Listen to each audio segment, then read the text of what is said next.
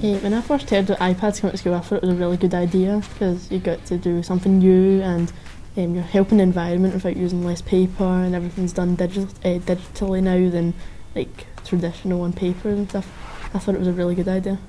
So the introduction of the iPads is never about replacing what we do every day, and there is always going to be a place where we teach numeracy and literacy, but what the introduction of the iPads does is it allows young people to be more creative around it.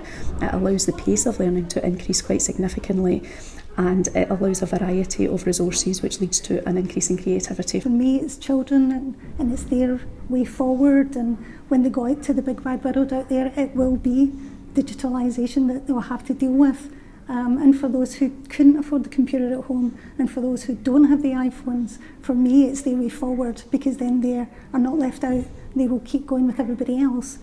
So what's been really useful for us with the use of the iPads has been whereby they can take a document which they're working on, or a piece of talk or writing.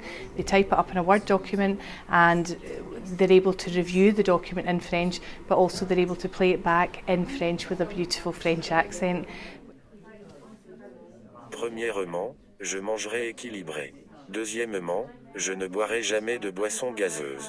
Which is really useful because I remember when I was at school, that was one of the things that I struggled with was I was able to write the words, but I wasn't always able to pronounce the words in French. So it's really practical, and the results are instant. So they're able to see the difference in the pronunciation, and they're able to see more than just bonjour, comment ça va, and that's just like, as a linguist, that's just a great feeling. Traditionally, as an art teacher, I would set a homework task, maybe explain it in class, and then they would be sent off home to do it.